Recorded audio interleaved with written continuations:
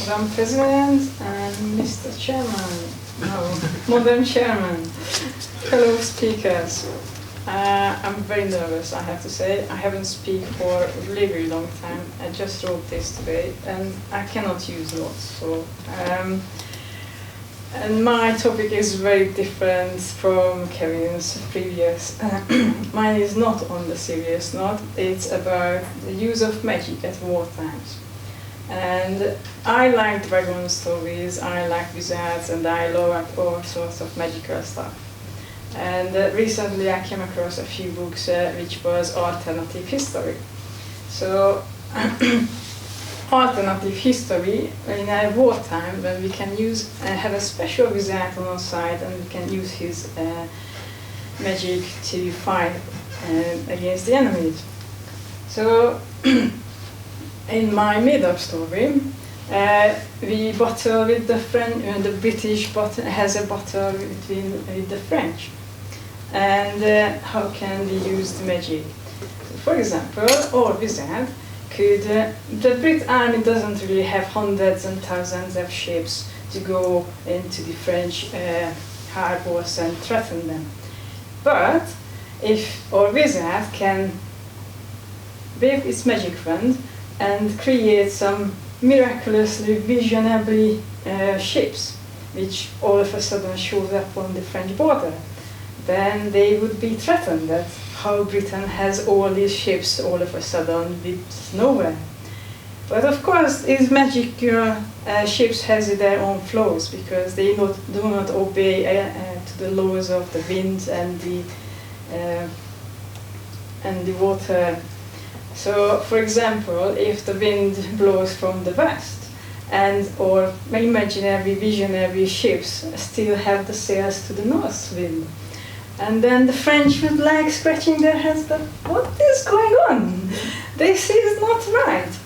Or if there would be a storm on the water, these visionary ships just float on the surface, ignoring all the big waves around them. So I think that would be quite confusing. And while this is happening and French doesn't know what's going on, the real British army can go to the other unprotected harbors and then win over. Or if we take our magician wizard to the battlefield, then of course we don't want him to be involved in the battle itself because we need to protect him. Because he's not a military person, so we need some soldiers or commanders to help him and guide him. And he has a huge territory to control over and a lot of people to manage all over or do magic tricks. So he doesn't have a tally, we are in 200, 300 years ago. So he has a bowl of water, and in that water he can just zoom in and zoom out and see everything, who needs help and what he needs to do. And of course it's very easy for him to do like magic to do some rain only for a certain area, and the French get rain and we don't get rain. Or the French get really stuck in mud and they cannot go over, and we have really nice roads. But if we do roads for the British army to march, because in a battle it's better if the British has more soldiers on side, more power, so we can transport them quickly. But fly over an army, that looks just silly. So we want them to march, but it would be really nice to have make them a really nice road. So what kind of road can we do? If it's made from limestone, it looks really pretty, but in war times, pretty road, not really. So if we would do like this one, I cannot use my note.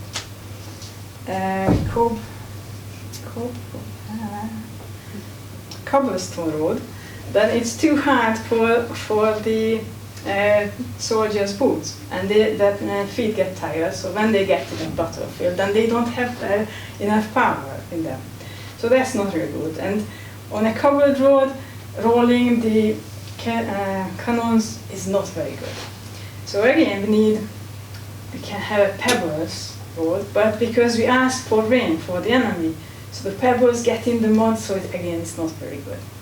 So the ideal is a nice smooth road because we have asked for rain, so we need some channels on the two sides, so the water is spilling out. And ideally, if this road can evaporate after the British Army finished, then no one else can use it. That would be absolute ideal.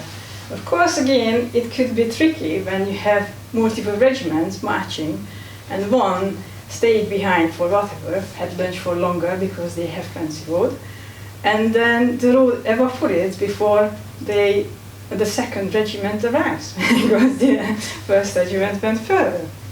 So that would be some challenging for our wizards, seeing in the mirror and the water, and then manage all this.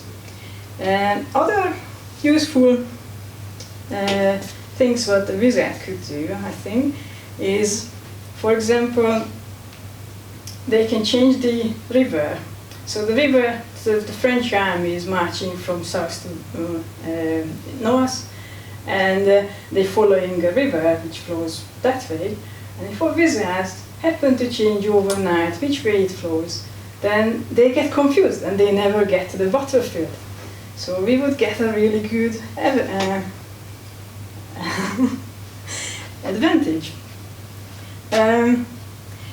If the captain needs exchanging messages urgently, then he can just make the birds singing around or make the smoke making letters.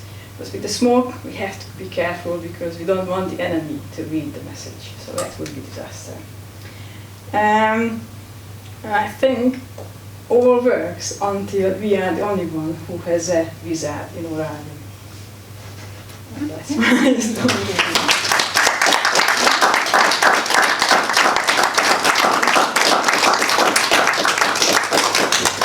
Wow, that was like overcoming the insurmountable, wasn't it, through magic?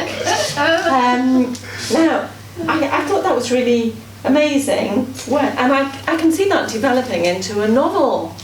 For the novels competition, I can see something coming from that. Don't let me steal it from you. We'll go for the time, please, Brian. 6:42. 6:42. So, that's great. I think we're coming to the end of the first